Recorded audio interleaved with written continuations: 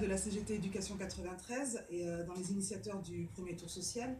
Donc on est venu ici aujourd'hui apporter notre soutien et notre solidarité aux camarades de la CGT FTD NE2A parce qu'ils ont organisé l'année dernière pendant leur travail une lutte historique qui a permis que le PPCR, donc la remise en cause du statut de fonctionnaire, ne soit pas appliqué dans leur corps. Donc c'est un secteur qui est très important aujourd'hui et qui a montré que grâce à la grève on pouvait obtenir des victoires.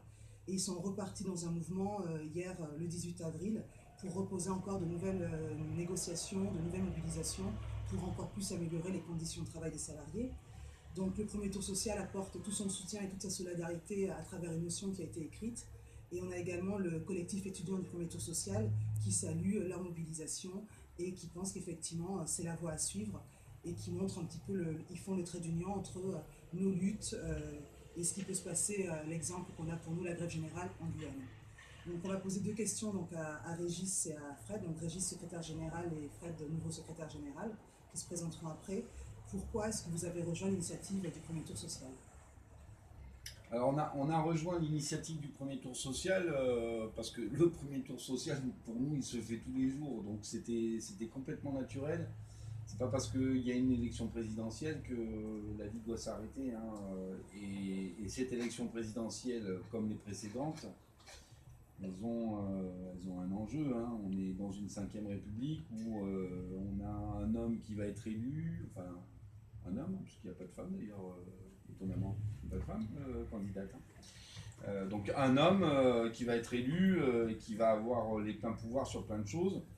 Et beaucoup d'entre eux parlent d'alternance politique, et puis beaucoup d'entre eux prévoient dans leur programme, on va se dire, une guerre civile, puisqu'on est en train de mettre dans les programmes les salariés les uns contre les autres, les chômeurs, les retraités, les prolétaires en général, hein, mais on ne parle jamais des riches. Bon voilà. Donc nous, le 22 avril, il est naturel. D'ailleurs, dans la création de notre syndicat CGT FTD NE2A, donc la filière traitement des déchets, nettoiement, eau, égout, assainissement, on l'a créé au mois de janvier. C'est une fusion de deux syndicats, des égouts et du nettoiement, qui étaient déjà dans la bagarre avant. Hein. À l'issue de notre congrès, on a dit que dès le lendemain du deuxième tour, il fallait être dans la rue. Voilà. Cette initiative, elle nous devance, on va dire, parce que nous on disait au lendemain du deuxième tour, et bien à la veille du premier tour, on s'y est inscrit pleinement, parce que les revendications des travailleurs, elles ne doivent pas être abandonnées parce qu'il y a présidentielle. Ensuite, sur notre mouvement du 18 avril, alors il est parti d'une remise en cause d'un acquis, hein, ce qu'on appelle chez nous le libre choix sur retour sur férié. Donc, pour tous ceux qui ne comprennent pas, ce sont des personnels de la propreté de Paris qui travaillent en roulement. Et dans le cadre de leur roulement, les jours fériés, ils doivent travailler. C'est dans le cadre de leurs horaires de travail. Donc c'est un jour de travail normal, qui est payé, qui est rémunéré en heures supplémentaires, mais c'est un cadre. Et donc, comme l'élu chargé de la propreté à Paris, qui est Mao Péninou et qui est un fervent soutien de Macron, il veut revenir sur cet acquis qui date des années 90. Et pour nous, c'est une remise en cause purement et simplement de l'accord à RTT, c'est-à-dire des 35 heures. Dans le même temps, derrière, ça peut cacher aussi une remise en cause de du paiement des heures supplémentaires, c'est-à-dire l'heure supplémentaire doit être majorée. Macron a dit les heures supplémentaires, on peut demain ne plus les majorer. Donc c'est parti de là, mais derrière on avait plein de revendications, et notamment RIFSEP. RIFSEP dans la fonction publique, c'est une nouvelle réforme qui date de l'époque de Macron d'ailleurs. C'est une globalisation des primes, et c'est une prime au mérite. Donc c'est une nouvelle fois une casse du statut. Donc comme tu l'as dit tout à l'heure, on a combattu PPCR. Pour nos statuts spécifiques, éboueurs, égoutiers, fossoyeurs, PPCR ne s'est pas mis en place, en tout cas pas complètement. Et RIFSEP, on a encore gagné une fois grâce au mouvement qu'on n'a pas fait par la négociation, mais la trouille de notre préavis a fait que RIFSEEP, ça ne sera pas appliqué au 1er janvier 2018, ça sera appliqué pour nous au 1er janvier 2019, ce qui nous laisse du temps, encore 1 an de plus, pour arrêter ce projet. Alors bien sûr, on n'est que quelques-uns à y échapper, d'autres fonctionnaires à la ville de Paris et en France vont voir RIFSEEP se mettre en place, ou l'ont déjà vu, parce que ça s'est appliqué ailleurs au 1er janvier 2017. Et donc, nous, il nous reste du temps pour continuer la lutte et pour que ça ne s'applique pas. Voilà, on n'a pas obtenu que ça, dans le cadre de notre préavis de presse, c'est des ouvertures de négociations sur nos reclassements indiciaires, nos déroulements de carrière, c'est-à-dire l'évolution des carrières des fonctionnaires qu'on représente de toute la filière nettoiement, assainissement, y compris pas simplement les exécutants, mais aussi nos agents de maîtrise, les catégories A, et des personnels qu'on oublie bien souvent, ce sont les administratifs. On veut aussi gagner pour eux une amélioration de leurs conditions salariales. Fred, tu voulais rajouter quelque chose à la caméra aussi. Rajouter quelque chose derrière Régis, ça va être compliqué parce que je crois qu'il a dit, il s'est exprimé au sens large du terme sur notre préavis et puis sur les combats qu'on a menés. Par contre, nos 2 syndicats qui se sont réunis vont continuer la lutte sur nos déroulements de carrière, comme il a dit, sur les retraites.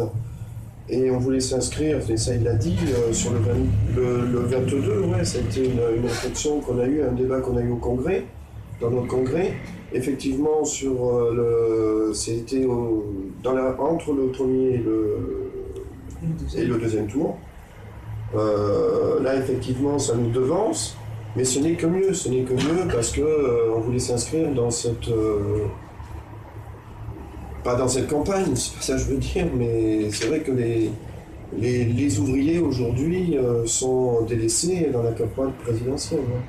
Que ce soit n'importe quel candidat, on va pas faire de politique là, on n'est pas là pour ça, on a entre guillemets pas d'étiquette, mais bon, on est pour les ouvriers, mais on n'en parle pas assez. Le pouvoir d'achat, on se combat pour une revalorisation des salaires et des meilleures retraites, et je pense que oui, il faudrait qu'il y ait un gros mouvement le 22. Voir les jours d'après d'ailleurs, mais les jours suivants, je veux dire, mais on n'entend pas beaucoup les organisations syndicales, et notamment la CGT sur cette question-là, sur ces présidentielles. Je trouve que, à notre sens, c'est un petit peu, par rapport à d'autres présidentielles, je trouve que la CGT n'est pas assez axée sur... Il devrait y avoir des mouvements, un appel, je pense... beaucoup plus large que ce qu'il est. Beaucoup plus large que ce qu'il y a, ouais. Alors, effectivement, là, pour information, donc, on avait une réunion préparatoire il y a 2 jours. Donc, actuellement, on est à 60 signataires pour le 22 avril, avec des syndicats importants. On a 6 bus qui sont inscrits pour monter, mais en province, le temps n'est pas le même qu'à Paris. On attend quand même beaucoup de monde pour le 22. Et surtout, ce qui est important par rapport au 22 avril, c'est qu'on est en train aussi de reconstituer la continuité entre les étudiants et les travailleurs, fil qui s'est rompu ces 20 dernières années et qui est en train de se reconstruire, comme on l'a vu l'année dernière avec la question de l'abrogation de la loi travail, puisque l'étudiant étant un travailleur en formation, comme le dit la charte d'Amiens et la charte de Grenoble, ses intérêts sont ceux du mouvement ouvrier et il a tout intérêt à unir les luttes. Et c'est pour ça qu'effectivement, c'est extrêmement important qu'on puisse être tous ensemble, qu'on ait pu commencer déjà à élargir le mouvement également donc à la Guyane, avec la motion de solidarité qui a été envoyée, et également à la Guadeloupe. Donc je vous informe également qu'hier, il y avait une réunion avec des camarades et que l'UTG, l'Union des travailleurs guyanais, soutient le 22 avril et qu'il y aura également une délégation samedi, et qu'on est en train de continuer de développer nos liens avec justement ce qu'on appelle à tort les départements d'outre-mer, et pour permettre d'étendre, puisque la seule chose dont a peur le gouvernement réellement, c'est que non seulement la Guadeloupe, la Réunion, la Martinique et la Guyane commencent à s'unifier, mais qu'en plus la France, les travailleurs en France, intègrent le combat sur le sol métropolitain, de Kourou à Paris, préparant le premier tour social. On s'arrête là. Merci.